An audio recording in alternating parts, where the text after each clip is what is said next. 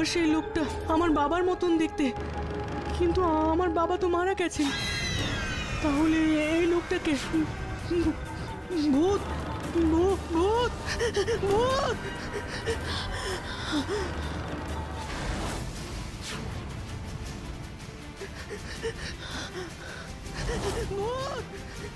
রন্টি, কি হয়েছে তোর? এভাবে হাঁপাচ্ছিস কেন? দিদি, আবার বাবার মতন দেখতে ওই লোকটা আমার সামনে। হ্যাঁ, তার মানে তুই আবার চার্চে গিয়েছিলিস? হ্যাঁ, আমি তোকে কতবার বারণ করেছি না তুই চার্চে যাবি না? আমার কোনো কথা তো শুনতে ইচ্ছে করে না, তাই না রে? শোন দিদি, চার্চে যাবার আগে ওই বাবার মতন দেখতে লোকটা আমার সামনে এসে হাসতে হাসতে দাঁড়ালো। হাসতে হাসতে? তুই ঠিক দেখেছিস? হ্যাঁ, ঠিক দেখেছি দিদি। ওই লোকটা ভূত ভূত ওই লোকটা। আচ্ছা ঠিক আছে ঠিক আছে, অত ভয় পাস না, এতে শরীর খারাপ হয়ে যাবে তো। আমার শরীরটা সত্যিই ভালো লাগছে না রে দিদি। ভালো লাগছে না? কেন? কেমন যেন শীত শীত করছে। শীত শীত করছে? সামনে আয় তো দেখি। এ কি রে রন্টি, তোর গা তো জ্বরে পুড়ে যাচ্ছে। চল চল তাড়াতাড়ি ঘরে চল। রন্টিকে আমায় সুস্থ করে তুলতেই হবে।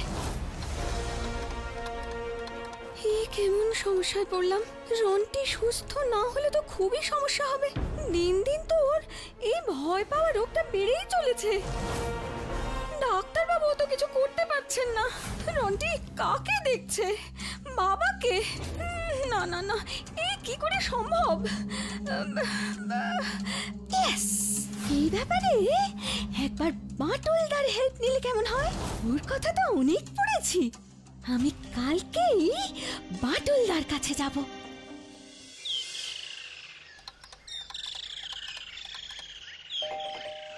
দেখ তো বাচ্চু, কে এলো? হ্যাঁ বাটুলদা, দেখছি। বাটুল বাবু আছেন? হ্যাঁ, আপনি? বাটুল বাবুর সাথে কথা বলা যাবে?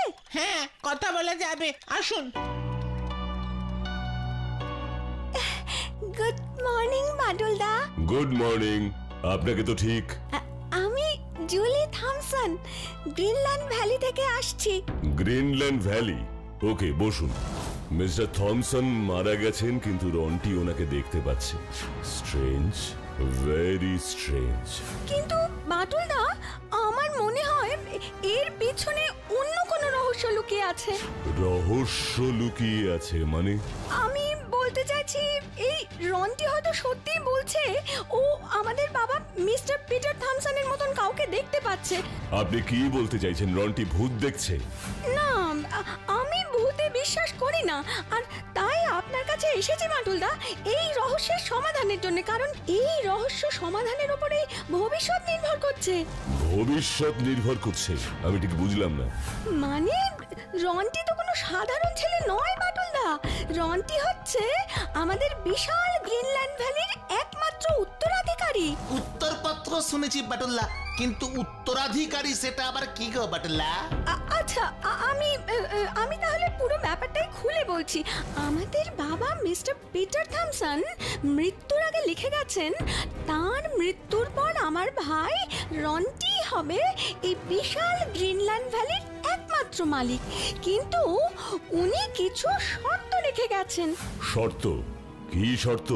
রন্টির 18 বছর বয়স না হওয়া অবধি ও এই সম্পত্তির মালিক হতে পারবে না। তাহলে এখন বর্তমানে এই সম্পত্তির দেখাশোনা কে করছেন? আমাদের কাকা, মানে আমাদের বাবা পিটার থমসনের নিজের একমাত্র ছোট ভাই mister David Thomson. David Thomson আপনাদের বাবার নিজের ছোট ভাই, আর তিনি এখন গ্রিনল্যান্ড ভ্যালির সম্পূর্ণ দেখাশোনা করছেন। তাই এতে সমস্যাটা কোথায়? সমস্যা একটা আছে বাটুলদা। কি সমস্যা? আমাদের বাবা পিটার থমসন আরো একটা শর্তের কথা লিখে গেছেন। আরো একটা শর্ত? সেটা কি জুলি ম্যাডাম? বাবা লিখে গেছেন একমাত্র সুস্থ আর স্বাভাবিক থাকলেই রন্টি এই বিশাল গ্রিনল্যান্ড ভ্যালির মালিক হতে পারবে, আর তা না হলে আমাদের বাবার অনেক কষ্টে করা এই গ্রিনল্যান্ড ভ্যালির সমস্ত সম্পত্তি চার্চের আন্ডারে চলে যাবে। আর এটা আমি চাই না বাটুলদা। আর তাই রন্টির এই শরীর খারাপ হবার পর থেকেই ডেভিড আঙ্কেলও খুব চিন্তায় আছেন, খুব রাগারাগিও করছেন এই সম্পত্তিটা চার্চের আন্ডারে চলে যাবার ভয়ে। আচ্ছা, এখন রন্টির বয়স কত জুলি ম্যাডাম?